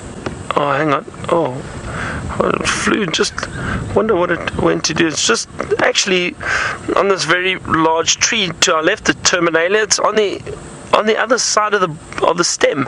Wonder what it's doing there. I wonder what it was doing there. I wonder if that hasn't perhaps got a little nest in there somewhere. Can't see it anymore. It's just disappeared behind the tree.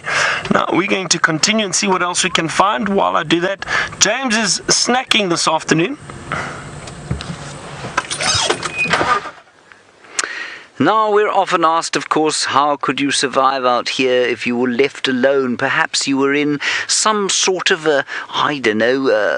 Star Trek accident where you were beamed into this area by mistake without any form of help whatsoever. Could you survive?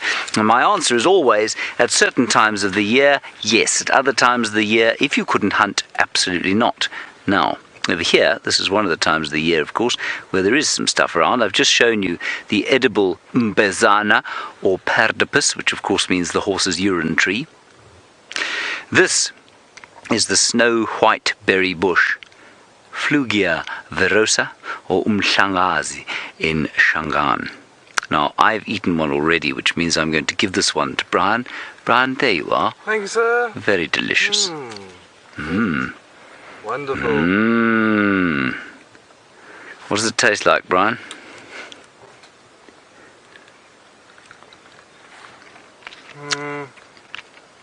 Like a very sweet. Brian's face is not very impressed, I must tell you. Not that delicious, this one. No, that's pretty good. Tastes like a very sweet kind of a pea. So a pea you'd pull out of a pod, and a very sweet one. Let's try Brian with one more. Because this one's probably a little bit riper. There you are. Thank you, sir. Flugia verosa, if you like to speak Latin. You like to speak Latin, Brian? Sometimes. And then I did find a millipede in the middle of this bush somewhere. Isn't that nice? That's much better. But the millipede seems to have absconded. Right, as much as Karula did a little bit earlier for us. Shall we continue, Brian? Yes, sir. Oh, one more thing around here I just want to show you is this beautiful inflorescence here.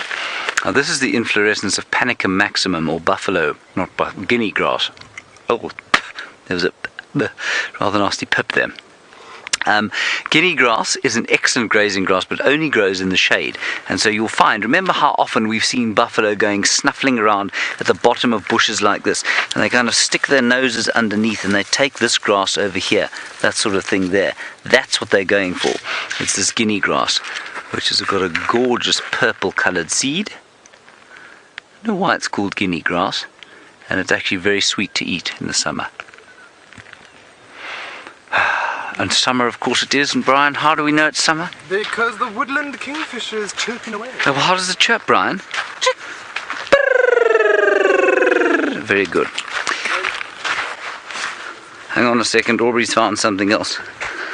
Ah. Score. Oh. Aubrey is now collecting this. Oh, look. He's doing this very carefully. Look at the spider. You see it, Brian?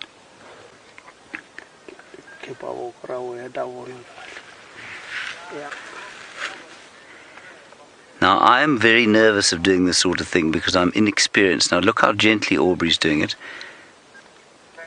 And he's just coaxing it out. He's not pulling it out. He's just coaxing it gently out. This is a baboon spider.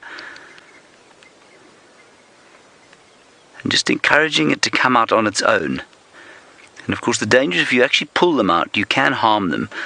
But just by coaxing it gently like this, you can see that amazing colour as the sun shines on it. This is a big baboon spider. And of course, to many of you, this is of course the tarantula. That is so fantastic. Isn't that wonderful?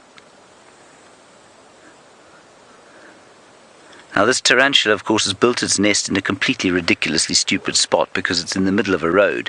And once if the hole is damaged ever, what happens is that they're sometimes they're almost completely unable to dig another hole, because once they've dug the hole, the piece of equipment that they have, I forget on exactly which leg it is, it's like a little claw that helps them to dig. But by the time they've dug their burrow, that thing has gone away. It's worn down completely. And so they can't dig another burrow. And so we're very careful not to harm the hole in any way. But of course, if a car drives over this, well, it's going to be quite difficult. I don't believe a car hasn't driven over this, so perhaps she's still got her sort of digging implements and she's able to dig her hole. Isn't that wonderful? And Rachel, you think this is a very pretty spider. I have to agree with you. I think that they are gorgeous. And you know what? You can make them sit on your hand. I think it's probably a bit warm for them to be sitting on the hand now, because they're a little bit too active. But you can make them sit on your hand, and they've got the most gorgeous colours. There we go, holding on there. Oh, so wonderful. Anyway, let's leave that one. Isn't that cool? That is wonderful stuff. I have never ever managed to get one out of the hole in that fashion, and that of course is the joy of experience.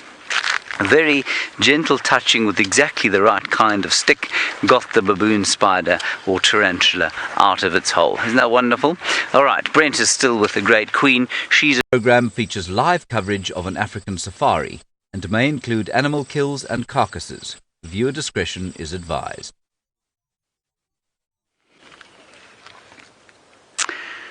Good afternoon everybody. It's a magnificent day here in Africa. My name is James Hendry and this is Safari Live. Ready.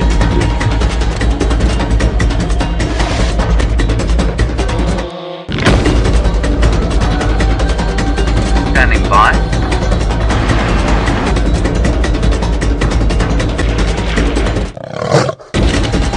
Five, 4, 3, 2, 1. You are live, you are live. A very, very special welcome to the kids of Corporate Landing and Trantwood Elementary Schools somewhere in the great United States. It's wonderful to have you with us. As I said, my name is James. Brian's on camera. Brian, what is the fun this afternoon? Oh, just the regular tie. The regular tie. Brian is just back from leave, as am I, and it's wonderful to have you kids with us. Please talk to us throughout the course of your little lesson here, and your teacher will sort that out for you, and she can talk to us, #Safari Live, or on Skype. I don't know how she's doing it. For the rest of you who are watching, a slightly more adult nature, #Safari Live, questions at WildEarthTV. It'd be lovely to hear from you. I am on foot, as you can see. I'm standing on a termite mound, for I am not large of stature. And out in the vehicles, we've got Byron on one car. He's being filmed by Jean-Dre, and I think that VM is on the other car, filming the inimitable and irascible Brent Leo Smith. Now, our plan this afternoon is just to sort of wander gently around the bush. I've just come back from a holiday, everybody, so I'm very excited to see how things have changed. And what has changed is that we've had some rain, and so everything is just a little bit greener as we look around here, and most excitingly, a very special bird has just arrived home, and that bird is the woodland kingfisher. And if you listen very carefully to both Brent's drive and to Byron's drive and to the walk, you will hear chip, and that's what the woodland kingfisher does. So I hope that we'll be able to find you one. He's a very beautiful bird with a bright red beak, a long beak, and a bright blue back. So now I'm going to ask you all in your classrooms right now, in the count of 3, with me, go chip. Are you ready? 1, 2, 3. Chip. So we'll try and find that bird for you. Now you may also have noticed over there is Aubrey. Now Aubrey is a tracker. He's a very fine tracker, and he's going to be watching out for animals while we walk through here. He'll be finding us some small things, I'm sure, some scorpions, maybe some insects, and if there are any elephants or buffalo or that sort of thing, he'll spot them too. While we're looking for those creatures, let's head across to Brent Leo Smith and find out what he is going to be doing with you this afternoon. Well, welcome guys. So great to have you on your very own African safari in school. I wish I could have done that while I was in school. My name is Brent and on camera with me today is Vim, and we're gonna go look for some lions. And we found some lions not far from here this morning. Well, someone else found them, told us where they were, so we trundled along and we're going to do that. So I'm looking forward to having all your questions soon, and it is wonderful to have you. As you can see, it's nice and green. We've had a little bit of rain, and James has already told you about the woodlands kingfisher. So I don't know how he did the call, but when I do the call it sounds something like this.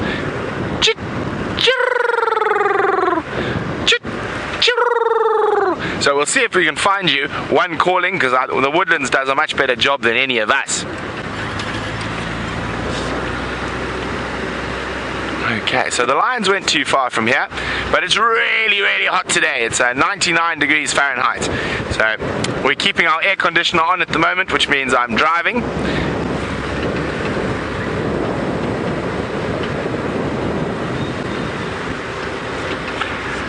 Hello, Avea would like to know, what habitat are we driving through right now? Avea, as a general rule, it's called savanna.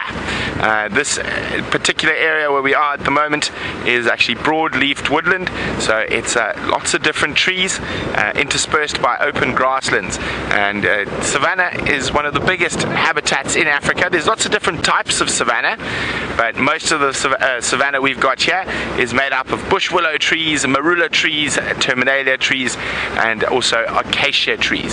So we're very lucky. It's a very good area for animals. And Avea would also like to know, has the season been typical? Well, yes, it has. Well, not before. We're getting about a normal amount of rain for this time of the year, although this year during our winter months, which is our dry time of the year, we've had the worst drought in 100 years. So some of the animals are still struggling with that, but it is looking better. As you can see, there's green, the grass is starting to grow, so hopefully we'll get a lot more rain and the animals will be much happier.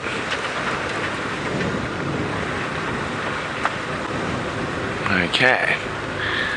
Now, there's a little water hole up here that the lions might have come to because it's so hot to have a drink. They killed a buffalo not too far from here. So at the moment, or actually our lions here, their favorite food is buffalo, because it's big and means when they kill one they can eat it for 2 or 3 days. A big buffalo can weigh about 2,000 pounds.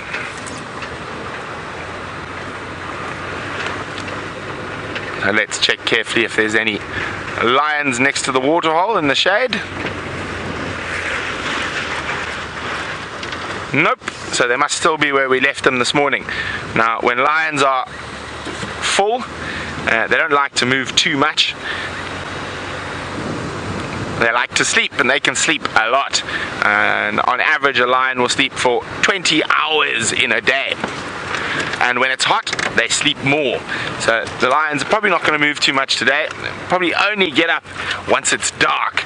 Now, lions are mostly nocturnal, which means they move around at night, but all animals out here are opportunists. So if something happens that they want to move around during the day, if something walks up to them, they will. But because they're not very good at dealing with heat, they probably won't move around too much.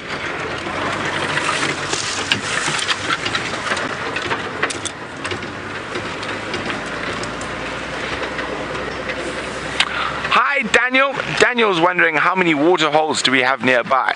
Well, Daniel, it completely depends.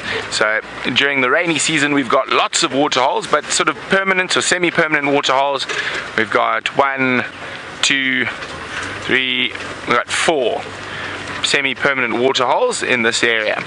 Now, I'll be very surprised if the lions have moved, but the animals out here like to surprise us, because I'm coming to where I saw the lions this morning and I can see a little steenbokkie. Now it's possible that that little antelope hasn't seen the lions. Oh, there he goes. And they're sleeping somewhere in the shade here. Now, let's have a look. The buffalo they killed is over there. Okay, well, I'm going to look around here to see if I can find the lions, but they look like they might have moved to surprise me.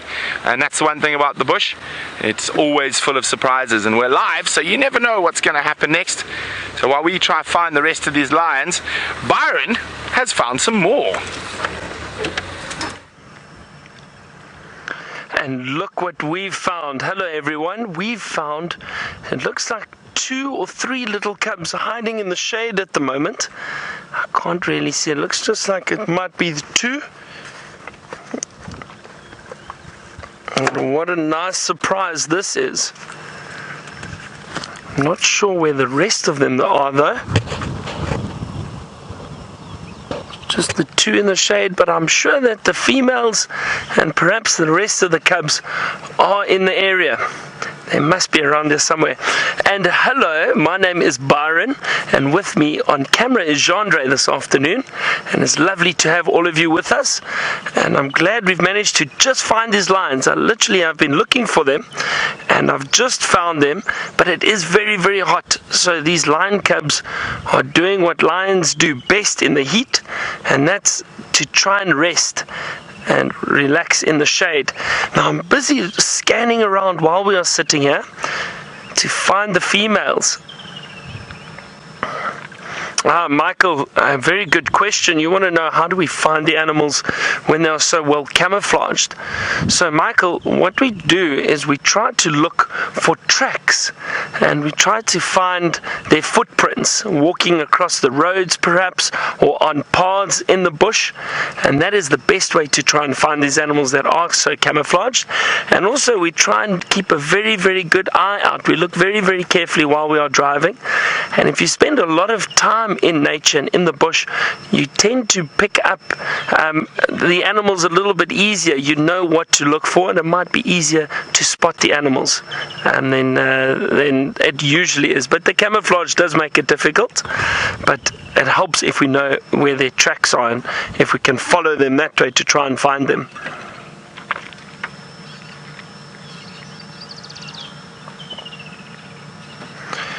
Gage, we've only seen 2 little lions. These are the little cubs. They're still very, very young, and I'm not sure where the rest of them are. I will have a look around this area soon. We'll start driving around and just have a look. But this pride, Gage, there are 5 lionesses and 6 cubs in this pride. So it's a wonderful size for a pride of lions. And a pride is another name for the family or the group of lions. Now, I'm not sure where the rest of them are. They're possibly just lying in the shade somewhere.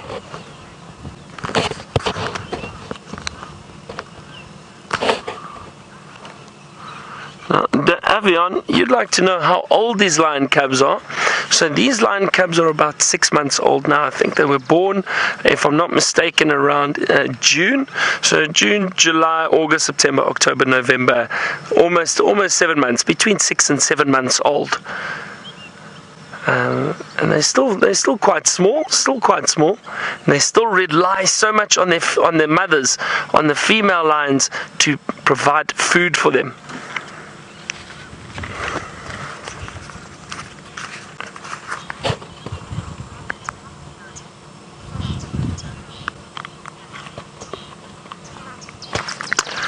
Now, Brent mentioned earlier how lions like to feed on buffalo, and Connor, you've asked how do they bring down the lion, or how do they hunt the lion? How do the lions hunt the buffalo, and do they use a strategy? So they do, Connor. They do indeed. Lions are very, very intelligent, and they'll work together as a pride to try and hunt buffalo, especially something as big and as powerful as a buffalo. So when the buffalo is moving through an area, usually what happens is the lions will work to try and surround that buffalo and perhaps try and separate it from the rest of the herd. And then what happens is they'll try and run and pounce, and all of them will go together to try and pull that buffalo down and kill it and feed on it. It's not easy because a buffalo is very, very powerful, but it does take quite a bit of effort from all of them. I'm just looking at some birds flying above us. Let's have a look here. You see them, two very beautiful. Look at that. Oh, wonderful. Two lilac breasted rollers. And they are very beautiful birds. Look at that. Now, I'm not sure why they were making so much noise. It looks like they're just displaying.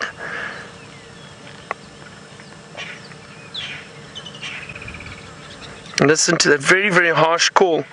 For a bird with such beautiful colors, it's got a very, very harsh call. And there are about 7 different colors on that bird, everyone. So try have a good look and see how many colors you can see. Look, while it flies, beautiful, beautiful, beautiful blue. It's a bit difficult to keep up with the birds. They're so fast. But isn't that fantastic? So while we're sitting with the lions, there's still so much going on around us, especially with the birds. The birds calling and making a noise. I know James said you must try listen out for woodland kingfisher while we are on safari. And I'll keep a good ear out, and if I hear it, I'll try to point it out to you.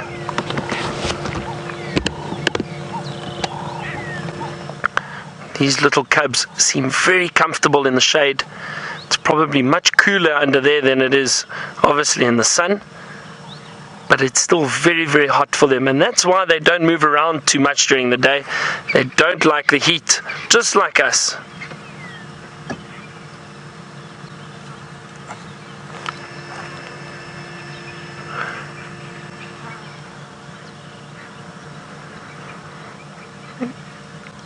Nicholas, it's funny you ask, how do they stand the heat with all that fur?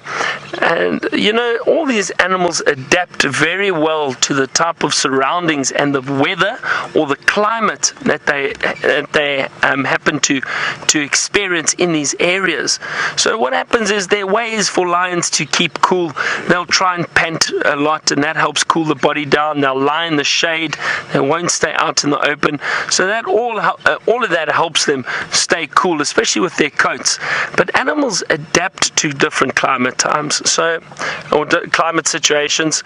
So very, very, very different to us. I mean, we take all our clothing off if we're very hot and jump into the pool, or put a lot of jerseys on if we're very cold. The lions don't have to do that. Now, I'm going to see if I can find the rest of the pride. While I do that, let's head back to my friend James on the bushwalk and see what he has found.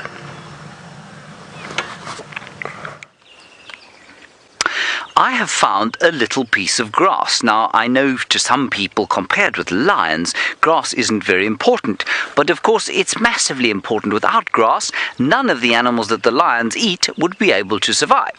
Now, this particular grass is very beautiful, but it's actually not very good to eat. And that's probably why it survived. You see, it tastes like bad sort of straw. Now that's the seeds. So all the seeds are in this grass here, and it's called Arathusa or 3-awn. And awns are these little sort of spiky bits that are on the ends of the seeds, and inside at the end of each one is a tiny little seed of the grass, and the awns will help it to go when the wind blows. Off they will go, and that's how they disperse. Now disperse means they move around, and that's where they grow. Then over here on the bottom, we've got the leaves. Now, if you're an animal and you like to eat grass, this is what you eat. You don't want to eat the seeds and the hard sort of strawy stuff that the seeds grow on. That's called the culm or the stalk. You like to eat the leaves. Now, the leaves of this particular one, not so bad when they're green, but not very good at all. Now let's try and find a nice piece of grass to eat. I'll show you. It's a bit like some of you might like to eat spinach, which is quite good for us, but if you go outside and say you find the leaf of an oak tree, that's disgusting to eat. Come and have a look here. Hello, Caleb. While we look for a good piece of grass, you've asked a very sophisticated question. You say, how many different kinds of savanna habitats are there in the world? Caleb, I'm struggling to believe that that is a question from an elementary school student. You're obviously very clever indeed, so thank you for your question. Well, savanna habitats, it's difficult to say how many there are. It's probably a little easier to say where they are. So what you do is you'll find them all over, for example, East Africa, and you'll find them over southern Africa here. Then I suppose you might find savanna habitats in places like Patagonia in South America, or up sort of towards the fringes of the Amazon. And then I guess you might find savanna habitats in parts of northern Europe and that sort of thing, and down into India, absolutely plenty of savanna habitats, even in the far east of Russia. So lots of different places, difficult to say where exactly. But strictly speaking, of course, savanna, for those of you who don't know, is an area like this where you'd have lots of grassland interspersed with trees. This is actually more woodland than it is savanna. There's more trees than there would be in a savanna area. Savanna, you've all seen The Lion King, right? If you go and look at The Lion King, well, that's the kind of habitat that we'd call savanna, with wide open spaces with just the odd tree popped up in between. Now, here's a much better grass. Can you see it's thicker? It's a deeper green, and this is like the spinach for a buffalo. Tastes much better than that nasty 3-horn. Right, come on, let's keep walking. It's quite hot here, as I said, and it's still very nice, however, to be out here. Now, Anaya, you're wondering about drought and whether it's over and if flooding is a problem. The drought is definitely over. If we look around here with Brian, you can see that it's green on the ground, and that's because there's grass. Grass only goes green after it's had rain, and that means, of course, the drought is over. Is flooding a problem?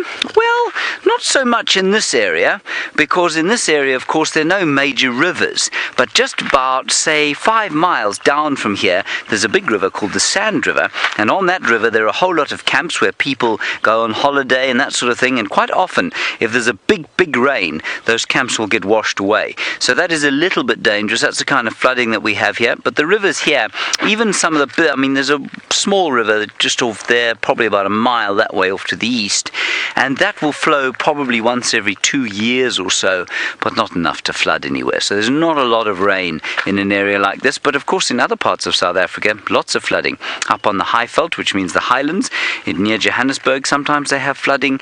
Down in the Cape, near Cape Town, very famous part of the world, they do have flooding, but that's in the winter time. It's a different kind of climate. Right, let's keep going here.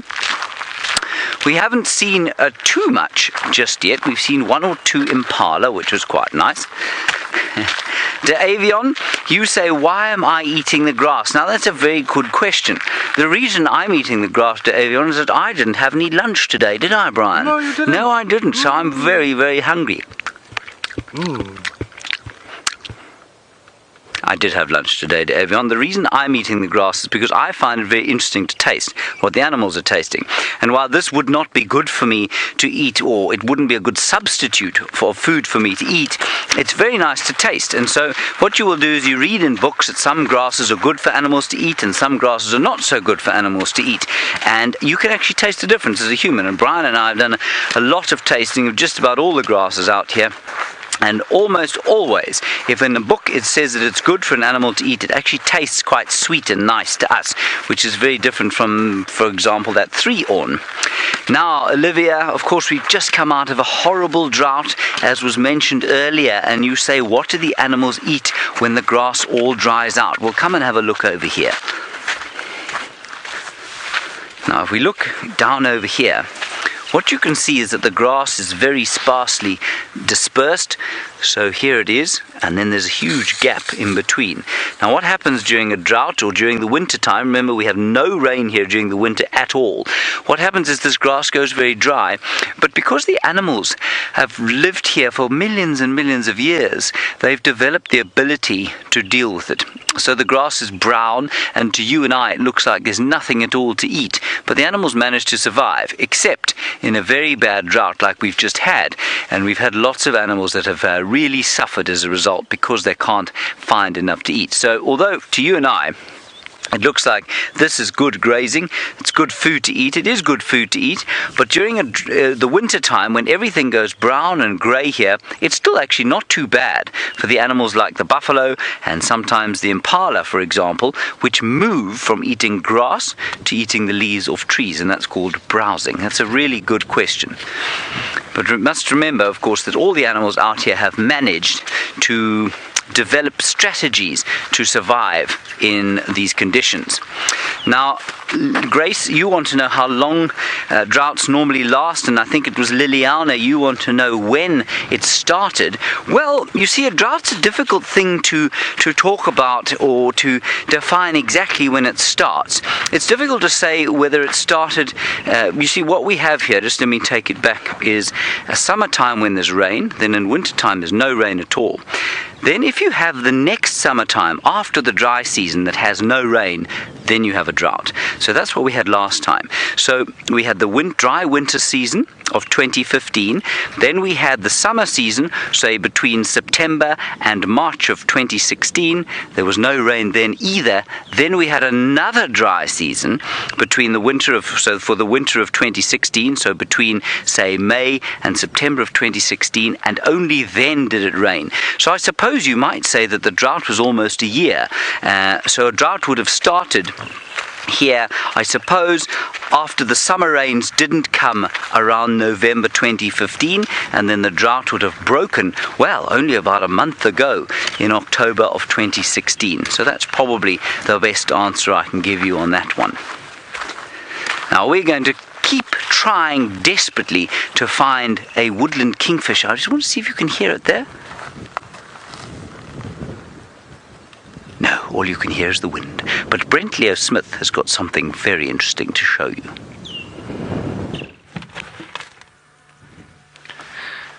Well, fortunately, our search seems to be going a little bit better. As I said, I was looking for 3 big male lions. I haven't found 3 big male lions, unfortunately. I've found 2. So I'm sure the third one is probably lying in some shade close by. We just can't see him at the moment. So there we go. So these are the big daddy lions. And you can see they've got very full tummies. They ate a whole baby or a young buffalo last night. And now they're resting in the shade. They came for a drink at a little water hole, and then they've just moved beyond into a little dip where there was some shade to rest up.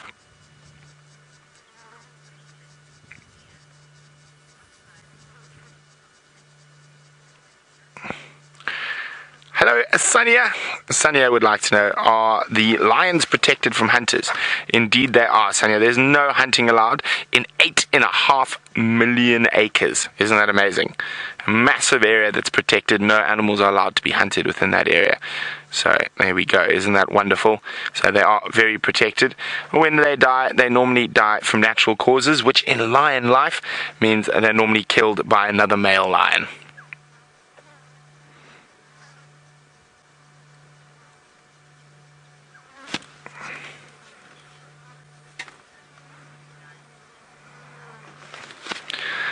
Hi, Olivia. Olivia would like to know, why do lions hunt at night? Well, there's a couple of reasons, Olivia.